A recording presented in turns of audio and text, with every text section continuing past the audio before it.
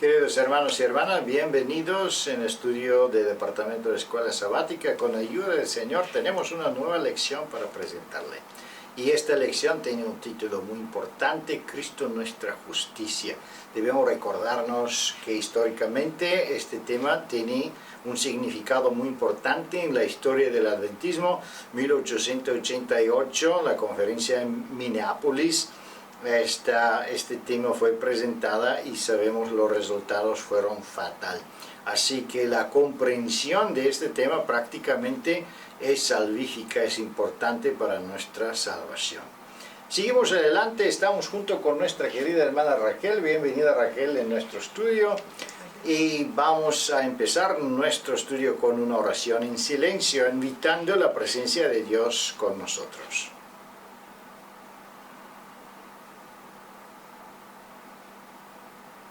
Amén. Vamos a hacer un repaso corto de nuestra lección y veremos la estructura que tenemos aquí. Cristo nuestra justicia. Tenemos un testimonio corto que nos introduce en el tema. Y después tenemos la justicia es prerrogativa divina, y vamos a ver la primera pregunta que prácticamente conecta la lección anterior que hablaba de la gracia de Dios, y aquí vamos a hablar de qué es esa justicia y qué es prácticamente la naturaleza caída nuestra y cómo necesitamos nosotros una justicia divina porque no tenemos otra.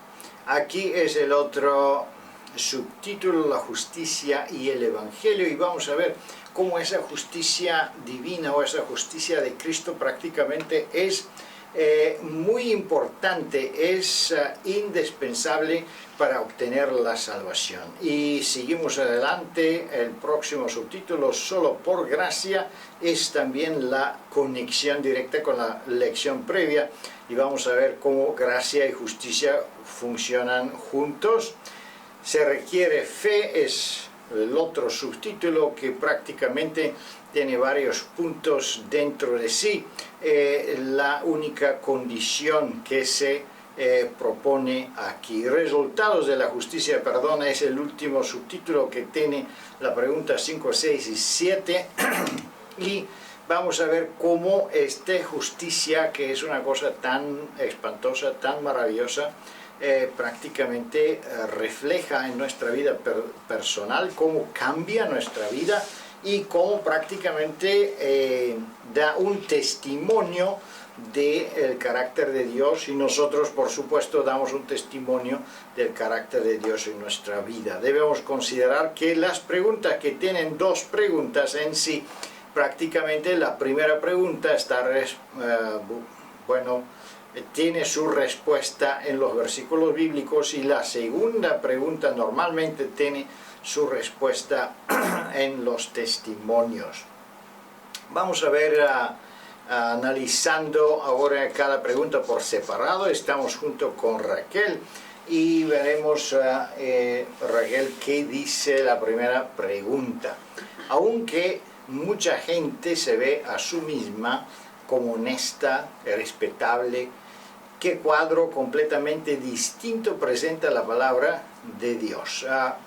¿Qué podemos decir de eso? Sabemos que hay muy poca persona en este mundo que se considera deshonesta y irrespetable. La mayoría sí piensa que son honestas, son buenas personas, y si han transgredido de una u otra manera, siempre entonces busca una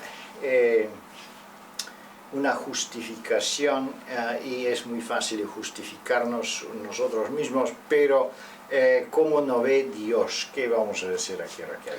Isaías 64:6 nos presenta una condición deplorable de la naturaleza humana, tal como la estudiamos en la lección pasada.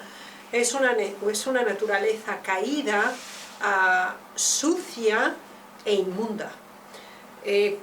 Cuando reunimos estos tres adjetivos juntos, caída, inmunda y sucia, realmente es impactante el efecto que se produce en nosotros al entender que hemos caído, que no hay esperanza dentro de nosotros, que la posibilidad de la restauración o autorredención es una imposibilidad. Y cuando a su vez lo comparamos con la cita de Jeremías 23:6, donde se nos dice: Jehová, justicia nuestra, por contraste entendemos que la justicia, el bien, es algo totalmente ajeno a la naturaleza humana caída. Y el único que la posee en una forma inherente es Dios mismo. Y solamente a través de Él podemos adquirirla, porque entonces Él se convierte en nuestra justicia. Lo cual quiere decir que es imprescindible una cooperación, una coordinación para elevar la naturaleza caída, sucia, inmunda de cada uno de nosotros a una superior que Dios pueda transformar. Muchas gracias, Raquel. Es interesante este tema de nuestra naturaleza caída. Si se recuerdan, nosotros estudiamos con más detalles en una otra lección. Si se recuerdan, estamos estudiando o seguimos estudiando los temas relacionados con los principios de fe, y tenemos un principio entero hablando de la naturaleza caída del hombre, y sabemos que prácticamente nuestra naturaleza nunca puede ser perfectamente en acuerdo con la justicia de Dios, porque Dios tiene otra medida de justicia y de santidad que nosotros no comprendemos. También al mismo tiempo debemos entender que hay muchos pecados que nosotros no nos damos cuenta, no somos conscientes de ellos. También debemos entender que hay costumbres pecaminosas que nosotros hemos acumulado en nuestra vida que son totalmente ajenos de la voluntad de Dios, y involuntariamente o inconscientemente nosotros constantemente tenemos esas tendencias, y por eso, bueno, nosotros mismos nunca podemos responder, nunca podemos llenar la medida de la justicia de Cristo. Estamos como trapo de inmundicia, como dice aquí el versículo. Pero vamos a ver si nosotros somos en una condición tan precaria, tan terrible. Entonces, ¿cómo nos salva Dios? ¿Y cómo puede ser que nosotros obtenemos una justicia, y no cualquier justicia, pero una justicia de Dios, una justicia de Cristo mismo? Vamos a ver en esa lección, pero no paramos en la segunda pregunta: ¿dónde se revela especialmente la justicia de Dios? ¿Y cómo explica el espíritu de profecía la justificación? La primera pregunta nos hacía conscientes de la condición que tenemos como seres humanos, la cual nos descalifica completamente para la salvación. Pero entonces ahora el Señor nos da el Evangelio, nos da el conocimiento de la verdad, y a través de esa comprensión empieza un despertar significativo en nuestras vidas, y nace a través de la obra del Espíritu Santo en nosotros el deseo de algo mejor, el anhelo de los atributos del bien. Así que comprobamos que el don de la fe, Salud. Gracias, es creciente. Por eso la cita nos dice: por fe y para fe. Es decir, hay un sistema dinámico de ascenso en la experiencia religiosa. Entonces, reconocemos nuestra condición, esa misma concientización viene dada por el conocimiento que recibimos de la verdad, y esta verdad inspira anhelos de salvación y de redención. Y entonces Dios, el Evangelio, nos lo facilita, dándonos a comprender el plan de salvación. Y esa fe que crece, se aviva y se dinamiza en nuestra experiencia religiosa, permite que vayamos a Dios con la inspiración que el Espíritu Santo nos da confesar nuestros pecados, creyendo que el perdón el Señor nos lo va a conceder tal cual Él lo ha prometido, y entonces nuestra vida es vivida a través de los méritos de Cristo, y a través de Él entonces podemos alcanzar un nivel de vida espiritual que sí esté en armonía con los principios de Dios.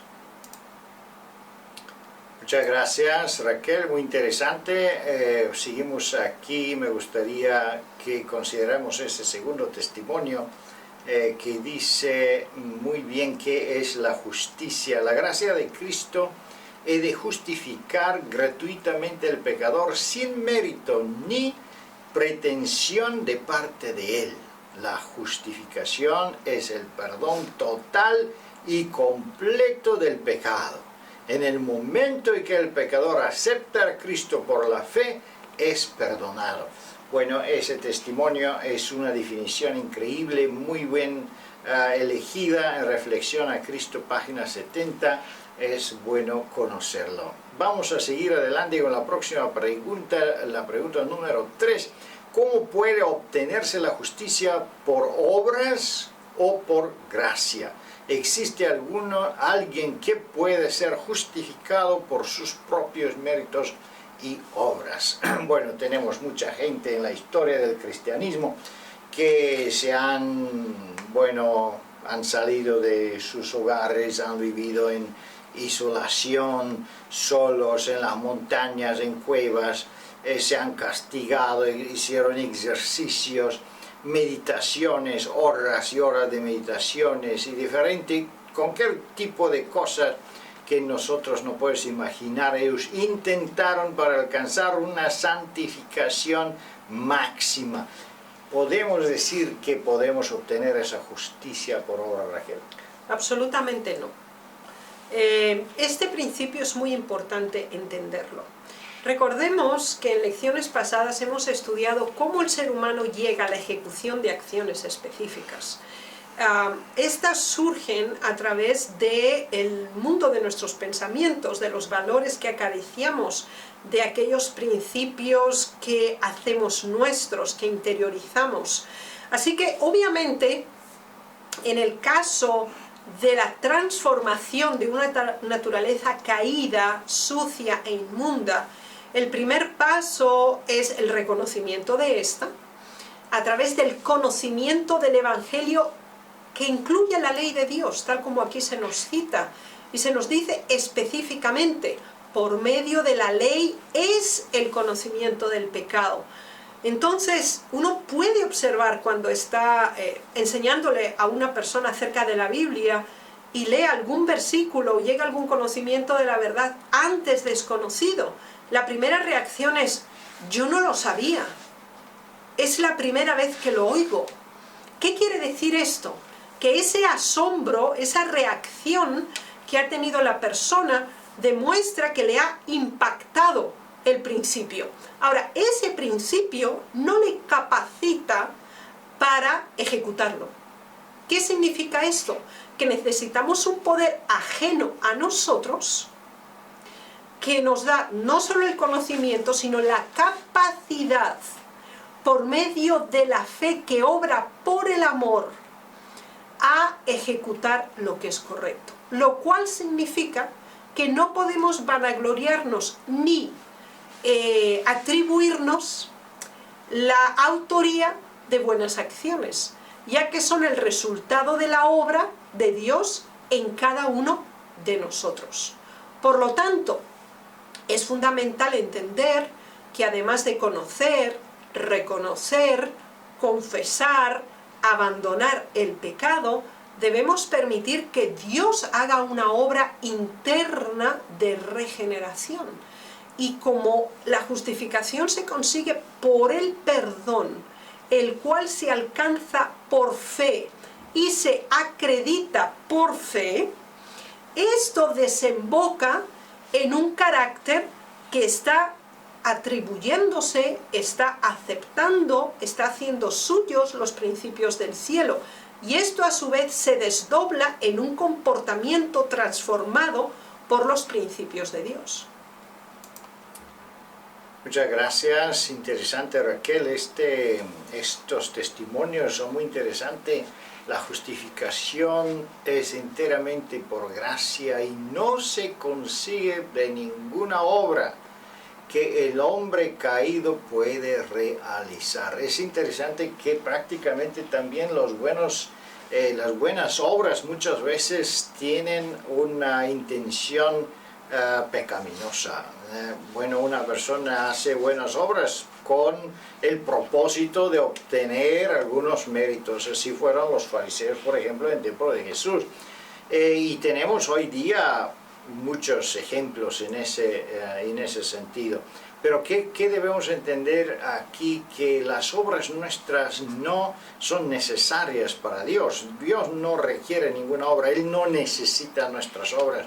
Las obras prácticamente son solo un ejemplo, una muestra de que la justificación o que la gracia ha empezado a funcionar en nuestra vida. Y vamos a ver un poco más adelante de qué forma prácticamente refleja esa gracia y la justificación por fe, esa justificación perfecta de Cristo, que Él prácticamente se muestra como un sustituto.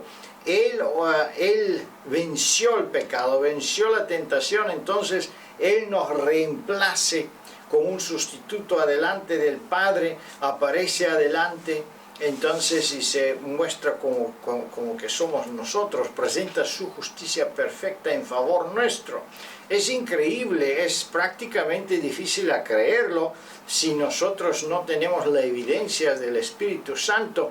Así carnalmente es imposible hasta aceptar que eso es verdad.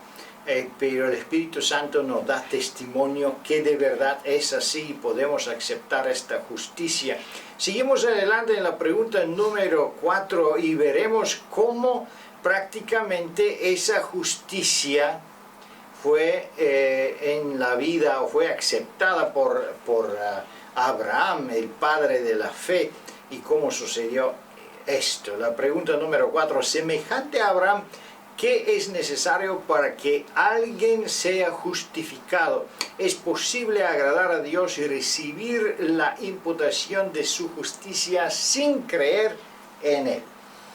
Bien, aquí tenemos un ejemplo muy significativo y conocido por la mayoría de nosotros, y es Abraham.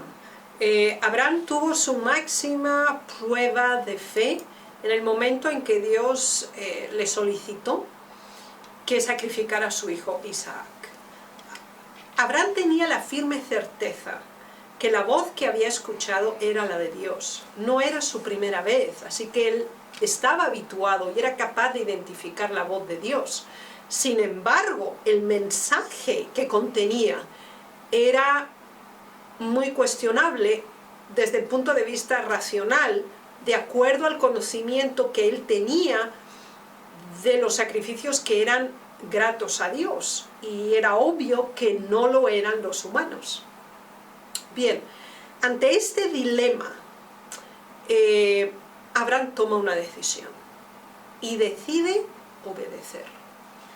Dispone del conocimiento, conoce el fin, y el elemento que vincula la comprensión con la acción es la fe que nace por el amor y guía a la obediencia.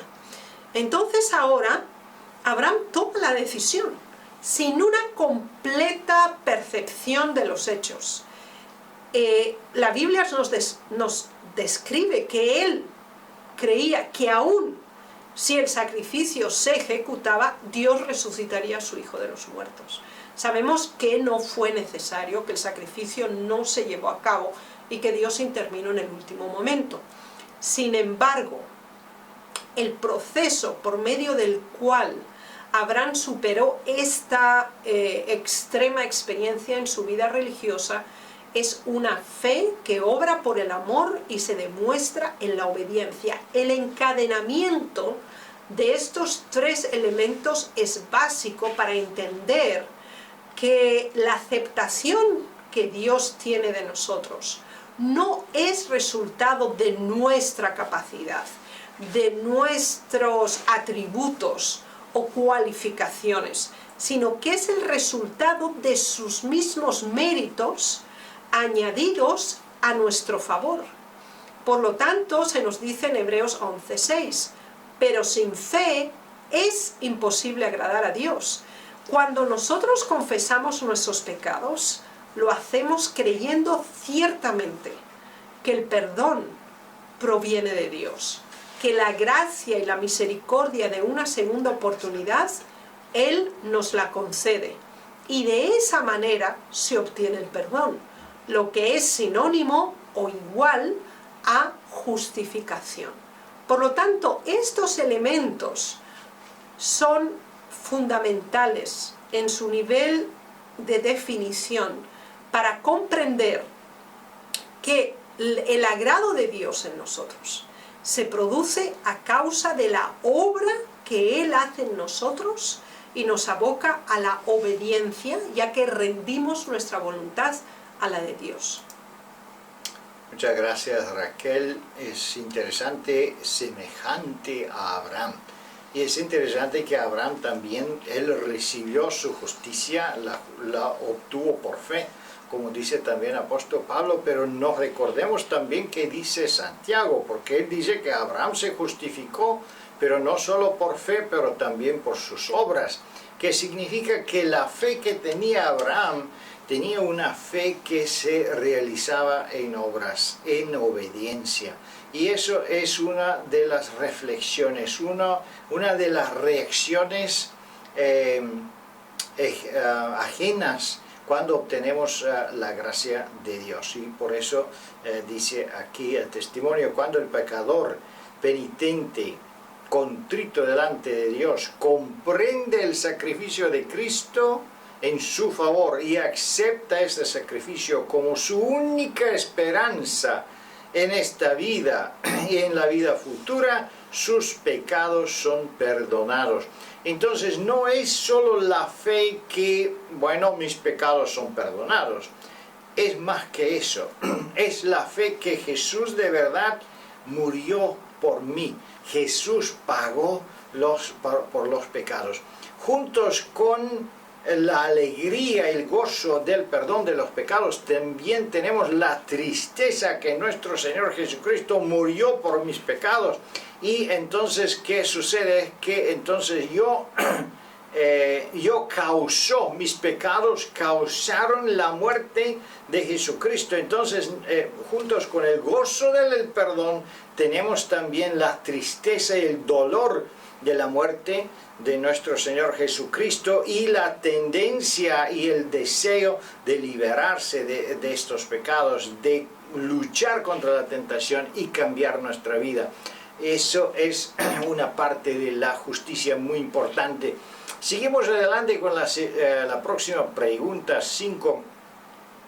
Y vamos a ver más de los resultados de la justicia. Ahora, cuando obtenemos esa justicia por gracia, por amor, en una forma por fe, bueno, entonces esa justicia refleja de una manera especial nuestra vida y produce algo, y produce algunos resultados, algunos frutos. ¿Qué frutos y resultados tenemos? Vamos a ver en la pregunta número 5. Cuando una persona es declarada justa y justificada, ¿qué ocurre en la condenación que ella merece? ¿Qué sucede con la condenación, Raquel? Recordemos que nuestra condición original, caída, sucia e inmunda, nuestra sentencia es condenatoria. No hay ninguna posibilidad. Sin embargo, en el momento en que el ser humano se aferra a Dios en su vida, ruega perdón, suplica por restauración, clama por transformación, Dios hace esta obra. Y por lo tanto, no está andando más conforme a la carne, ya no quiere que los principios errados rijan su vida, sino que, como el apóstol Pablo describe aquí, camina conforme al Espíritu. Por lo tanto, aferrándonos nosotros al ministerio, pasión, muerte, resurrección e intercesión de Jesús en nuestro favor, tenemos el privilegio de saber que disponemos por medio de su obra de acceder a un nivel superior de existencia y se llama andar conforme al Espíritu, lo cual significa que la garantía del éxito, la victoria sobre el pecado, ya está garantizada en Cristo Jesús. Y si nosotros estamos enraizados en Él y lo hemos reconocido como nuestro sustituto y garante, Él es entonces el que pronuncia una declaración de justicia y levanta la pena de la condenación por su gracia y por su amor. Muchas gracias, Raquel, muy interesante esa pregunta. Me gustaría considerar aquí el segundo testimonio porque es algo que no podemos pasar por alto. Aquí es: el pecador recibe el perdón de sus pecados porque estos pecados son cargados por su sustituto y garante. El Señor le dice a su Padre Celestial: este es mi Hijo, suspendo la sentencia de condenación de muerte que pesa sobre él, dándole mi póliza de seguro de vida eterna, en virtud de que yo ha tomado su lugar y ha sufrido por sus pecados. Esa parte es fundamental para entender qué es prácticamente la justificación por fe. No solo es un perdón de los pecados del pasado, no es un perdón de los pecados del pasado, pero al mismo tiempo es un seguro, una garantía que también los pecados que hacemos ahora y que vamos a hacer mañana, si lo confesamos a Dios, si lo entregamos a Él, entonces Él va también a pagar por ellos. Es increíble la seguridad que Él nos da, una seguridad, una conciencia de salvación. Y bueno, gracias a Dios tenemos esa posibilidad tan hermosa y tan grande. Seguimos más adelante en la pregunta número 6 y vamos a ver qué dice aquí. ¿En qué relación permanecerá con Dios aquel que es justificado? ¿Y qué efecto tendrá la justicia? Vamos a ver, siempre hablamos de esa parte, o más de todo, se habla de la parte que Jesús hace por nosotros. Vamos a ver ahora qué hace Jesús dentro de nosotros. Cómo es la reflexión de esa justicia y salvación en nosotros. Cuando el ser humano ha experimentado la certeza del perdón, y esa debería ser una experiencia que cada uno de nosotros tuviéramos, la cual es imprescindible para comprender cómo es Dios, cómo nos podemos acercar a nuestro Salvador y cómo podemos permanecer fieles a Él por sus méritos, por su gracia y por su amor. Entonces ahora esto tiene un efecto. Y lo primero es la paz.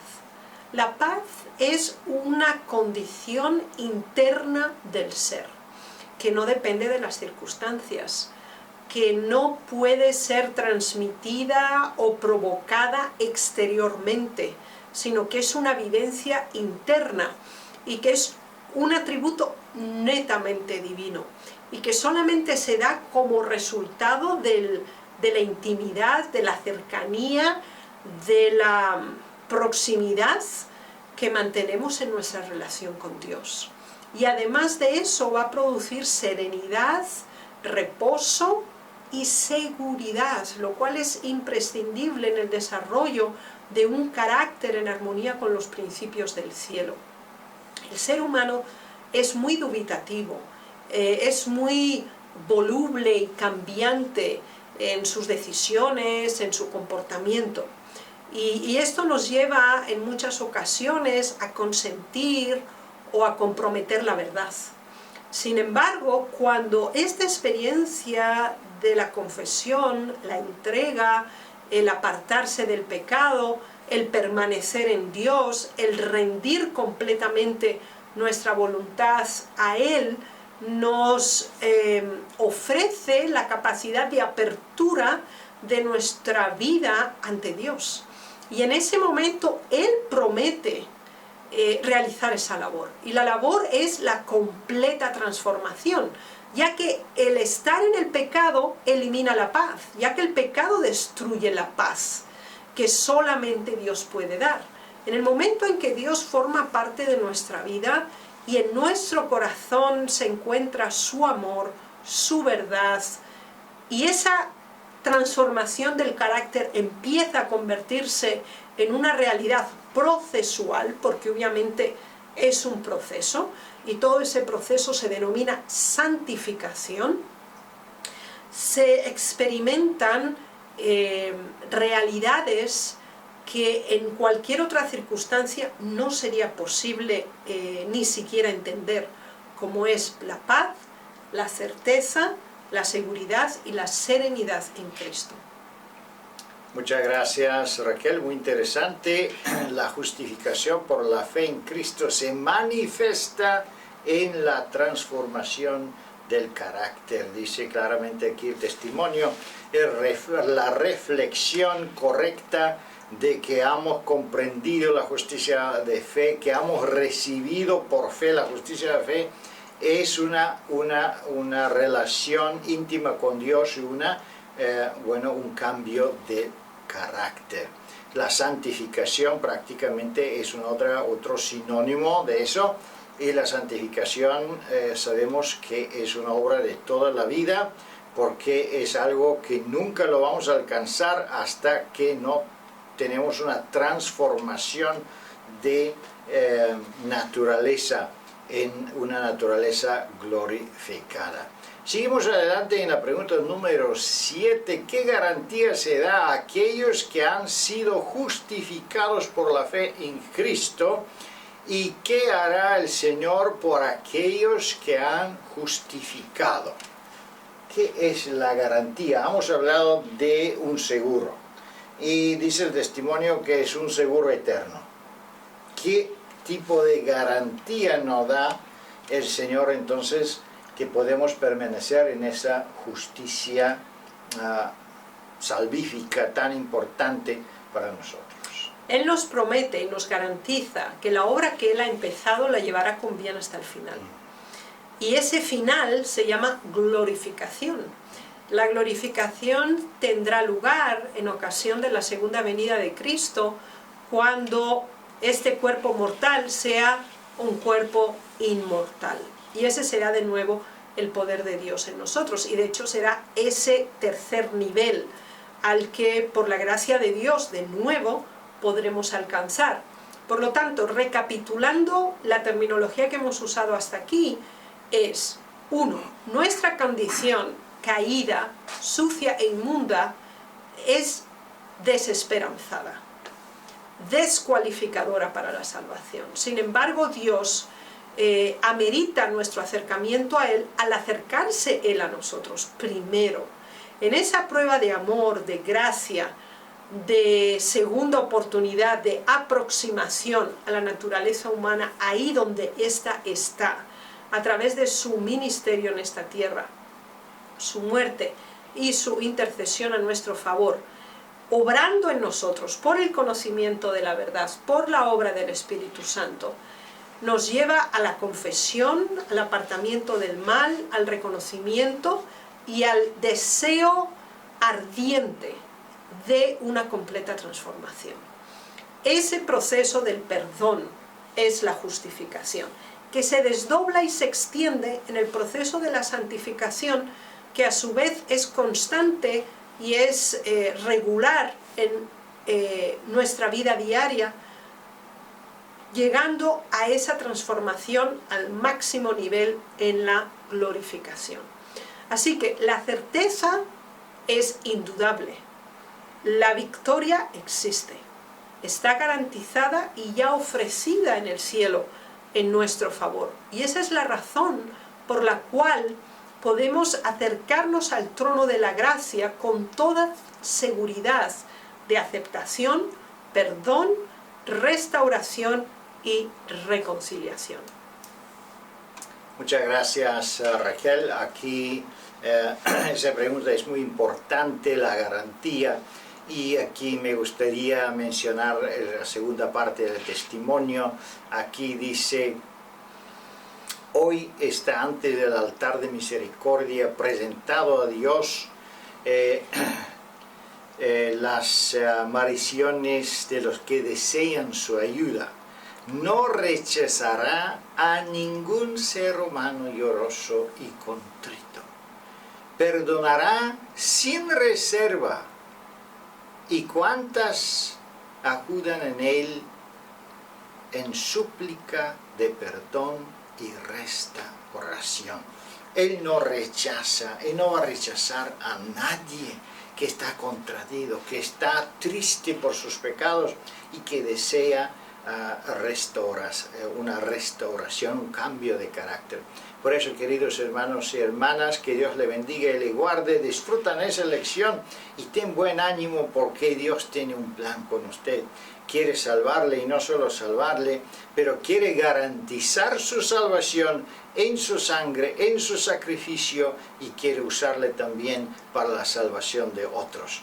Que Dios le bendiga y le guarde, que disfruten esa lección y con ayuda de Dios nos vemos durante la próxima semana. Amén.